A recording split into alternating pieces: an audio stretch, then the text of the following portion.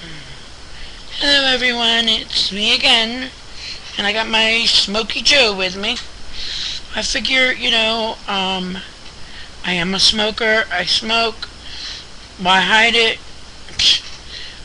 Anyway, that's not what I'm here to talk about. I'm here to talk about a little bit more about borderline personality disorder, which is something that I've had since I was a little girl, and I can't believe they're just diagnosing it now, but I believe, personally, that borderline personality disorder is something that we created ourselves and we can correct ourselves.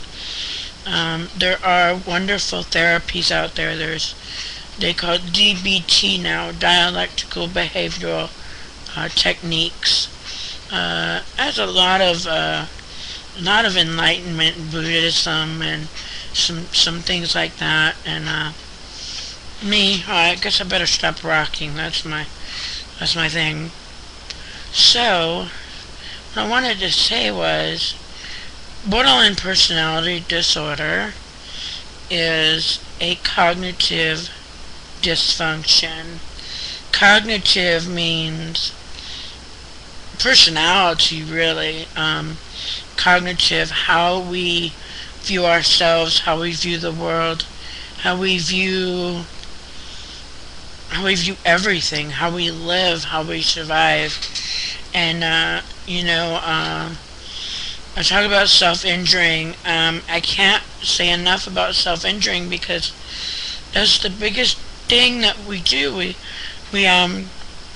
BPD makes us really not like ourselves very much, and it's stormy relationships. People, like I said in my last video, people love my BPD because I'm so big, I'm larger than life, I'm funny, I'm outgoing, but then I tell them, spend a weekend with me and you will not feel the same way, because I get overwhelming very quickly. That's why I go through friends so much, because it's hard. I don't, I had a friend who was a BPD, and she's passed away now, early age of 42, because of self-injuring. She self-injured herself. She had BPD, like myself. She injured herself in very similar ways as I have injured myself, but she didn't make it. And I miss her, and I'm angry that I couldn't help her. Maybe that's why I'm so desperate with these YouTube videos. I want someone to get help, just one person. I have been there, done it, got the t-shirt, went back, got another one, I know what I'm talking about, and I know that I can help people. I just need to get myself together a little more. Of course, with anything, education is important, so I'm not going to say, that, all the knowledge in the world isn't going to help or change you. Knowledge is good. Always seek for knowledge. But the knowledge you find will just explain what I'm explaining to you, how we work, how we function, how we think. But the real work lies in you. The real work lies in what are you going to do today? Which are you going to choose? You got the angel on his shoulder, you got the devil on their shoulder. Just like most human beings. We're not rock stars from Mars. Though I can understand that saying. Thank you, Charlie. We are different. The world does look down on uniqueness. Especially, I did so many stints in the 12-step program, and it's like they beat it into you that you're not different, that you're not unique, and that you're just like everybody else, and that is just not true. 12-step programs are wonderful. I would never knock them. But for borderline personalities, They are a trap. They make us worse because they don't understand how our brain functions a little differently. And I don't know, I'm not a doctor, I'm not a professional. I took some college courses, but just couldn't commit to the time frames. But I do know that um, we don't like ourselves, and then when we get negative feedback from others, we crumble. And that's what BPD is, and I said it in my last video. It's always over the top or underneath. I'm either the best on top or I'm under the pile. And same with my relationships.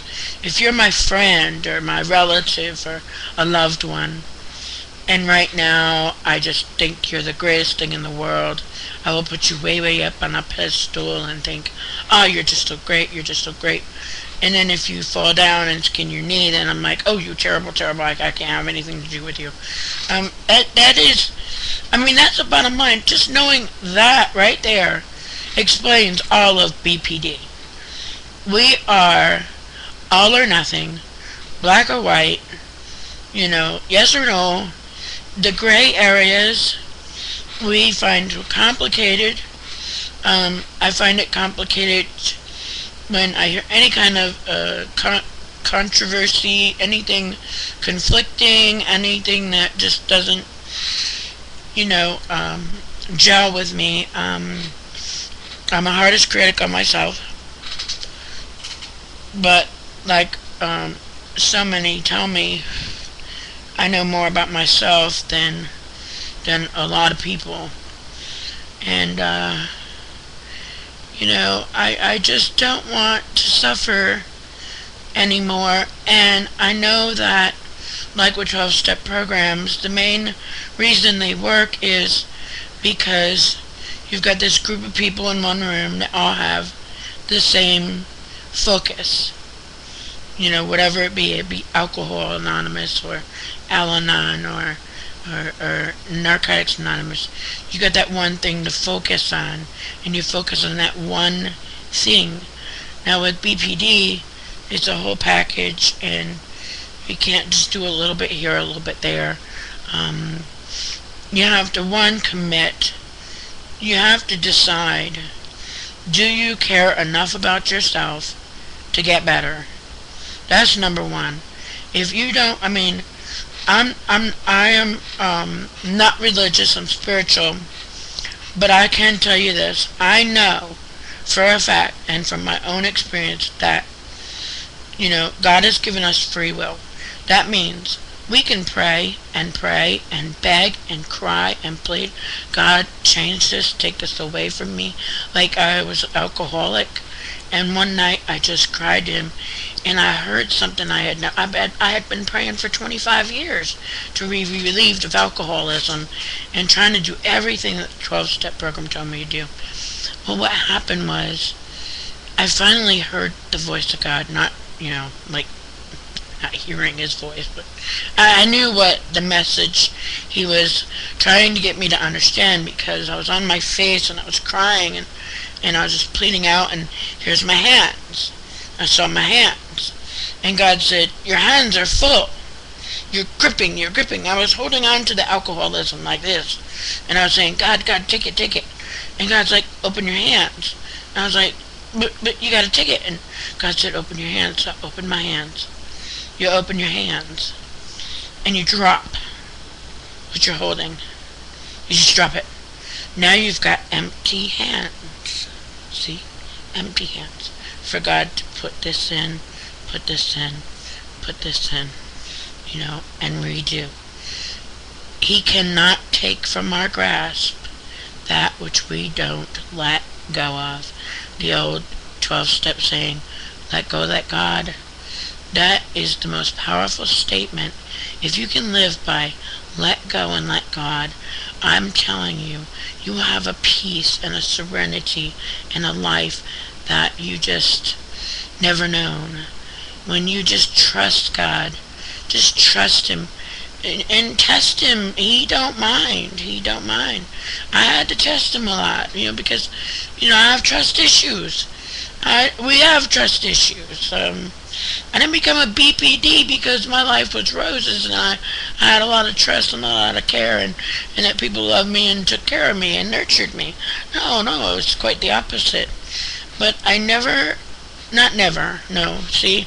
And that's another thing, BPDs, we use always and never and everybody and everything.